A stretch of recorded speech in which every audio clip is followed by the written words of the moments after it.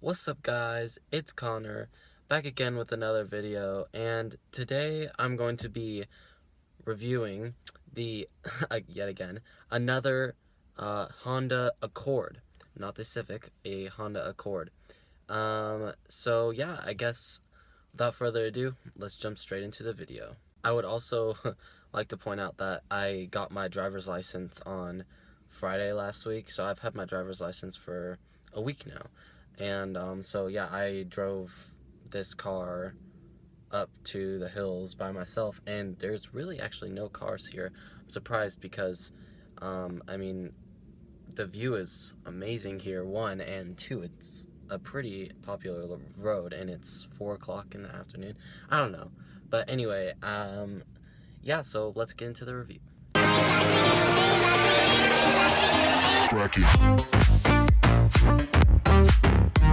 So it's a little bit different from the Civic. We have the same, the steering wheel is pretty much the same. You have your cruise control over here, volume control over here. The thing that I like about this one is that since this is the sport version, so you have paddle shifters here, up and down, like traditional paddle shifters, and I've been driving paddle shifters the whole time on this car, and the response is actually very good. I originally had it in sport. When you have it in sport mode, that's when you can activate the paddle shifters, and I had it on econ mode while the sport mode was on, and so it didn't really feel like sport mode, except for you just got to shift it instead. But once I turned econ off, it felt like pretty good. It got up and go. It got up and went, I guess you can say. So yeah, I mean, like, the view is like pretty good. Yeah, I just kind of parked off the side of the road here. It's a really fun road. I like driving up here because it's just a really windy road, and it's fun second, third gear, and yeah, so you have your speedometer here, and then when you go ahead and turn it on, you can see that we have your mileage, your trip, and then like whatever mode you're in. So if I went and put it into like neutral, you know, that sort of stuff. And then you have the, sorry, so I took it out, you know, and when you put it in park, it kind of moves a little bit. And then that's the outside temperature. Then you have your engine temp, your fuel gauge, obviously some other indicators, cruise control here, and then your set and stuff like that, and then your mileage. I'm pretty sure you can change that to different stuff. Yeah, range, MPG, we have that already, so just gonna leave that there. Here on the main console, it's a little bit different from the last one. It has your interface up here. It's not touchscreen. You can change the channels through here. I don't have the volume on right now because copyright and kind of interfering with the commentary. Climate control, on, off, and all your modes and stuff, front and rear defrosters. Here is there's like a little compartment here where you can charge, and it actually has a USB, so if you just bring like a charger that comes with your phone and that has USB, that should fit in there, so you don't even have to buy a car charger. That is nice. Also, another thing I noticed when I first got this car, I couldn't find the audio in, like for the aux. I couldn't find it. Normally it's like in the center console in there, but it's actually where the numbers are. It's off to the right, and you just undo it, and then the audio jack's right there. I don't have one with me, but if I did, I would be using it. Your brightness for the display, you have different brightness settings. That's pretty good right there. I like it where it was. And you have a CD player, you have lots of different modes here. It's kind of like the standard version for the sport, because obviously you can get different like options and stuff, but I'm pretty sure this is probably the standard sport edition. Also, I mean, there's no moonroof in this one. You know, I guess it's pretty much stock, standard sport, as low as you can get sport. And yeah, so that's pretty much the inside. Also, I'd like to point out there's actually a ton of room in the back. It has a ton of room in the back, a lot more than the Civic, I would say. The seats are not adjustable, so it's a little unfortunate, but you can't like move up and back. I think that's the case for most sedans. I don't have a sedan. I have a Jetta, but I haven't had it for very long. That's like the only sedan I've ever owned. Yeah, econ mode. That's good. Traction control. And then we have your mirror adjustments, unlock and lock. And then you park and brake over here, and that's pretty much it for the features inside. So yeah, it feels very good. I mean, I don't know where I'm gonna put this, but I might do some footage of me driving around. So yeah. Alright guys, so I put the camera in the headrest in the passenger seat. I'm not sure what it's gonna look like, but you can see the screen here. I'm not sure if you can see out the front, but it's really up to you. I'm probably gonna put it in anyway, so let's go.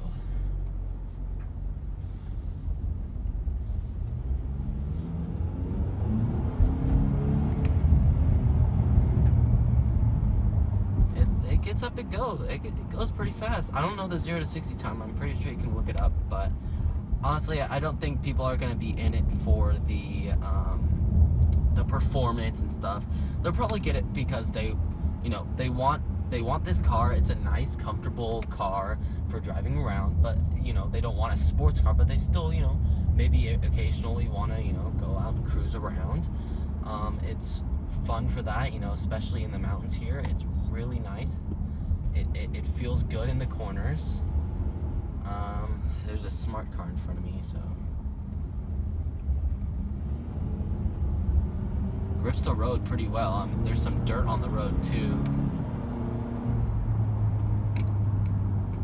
It's this car in particular is a 7-speed, so you get some pretty good gas mileage with it, and you get to play around with the gears a lot, so that's pretty fun. Let's see, let's take a left here, go up this road.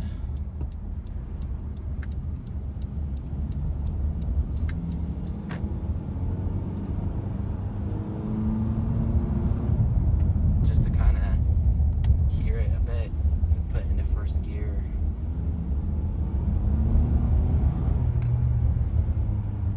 Sounds pretty good. I mean, you can't really hear it too much. There's not a whole lot of cabin noise, but yeah, it's pretty good.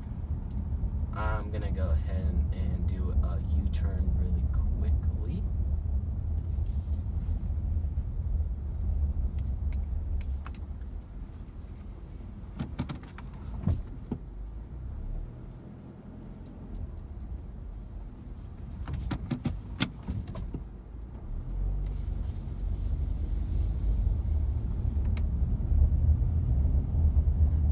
I think the cool thing about this is you can put it into sport mode, and when you first put it into sport mode, it doesn't go to the paddle shifters right away. So you can have it in sport mode, and it's kind of like the Civic, where there's no paddle shifters, but it was still in sport mode. But once you hit the paddle shifter to like change gear or something like that, that's when you can take control of the gears. So let's go from 0 really quick. Ready?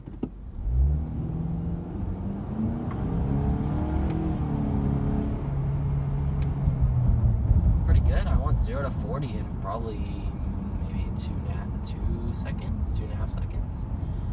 I don't know what the 0 to 60 is, but 0 to 40 is pretty fast. I got to 40 in second gear. The gearing ratios, because there is seven gears, the gearing ratios are a bit close together, so it's not like you shift and then it goes, you have to climb your way through the RPM range. Once you shift, it's kind of close to where you shifted from, But I guess that's kind of good for performance reasons. But it's also good when you have a lot of gears, because you just get better fuel economy on the freeway. And when you have 7 gears, your RPMs are lower, so you don't have to spend as much gas. So 7 gears along with the econ mode, you get some pretty good MPG. I think I was when I was on the freeway, I was going about a little over 70, and I was getting a little over 30 MPG. So if you want a sporty car, and also you can also save some gas mileage, I would say go for it. I'm not sure what this car retails for, because it's a courtesy car, but yeah, if you guys are interested in getting this car, I would definitely recommend it. I'm not sure what the base price is, but definitely recommend it.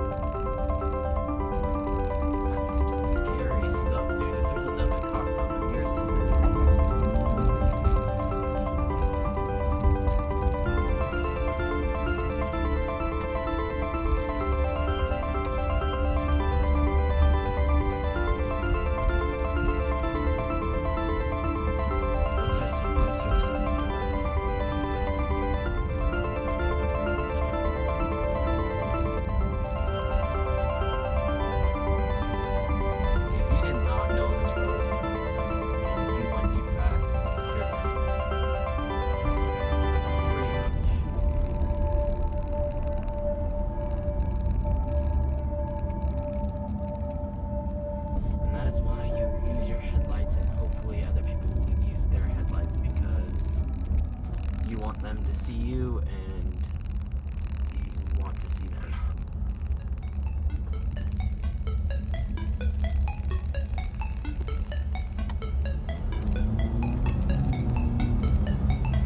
How'd that guy come up on me so quickly? You see him?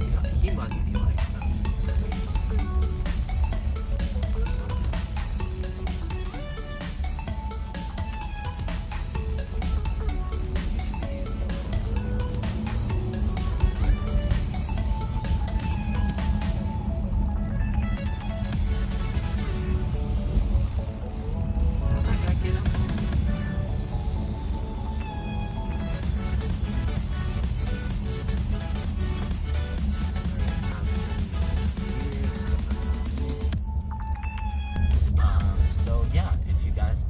please be sure to drop a like and subscribe, and I will see you guys in the next video.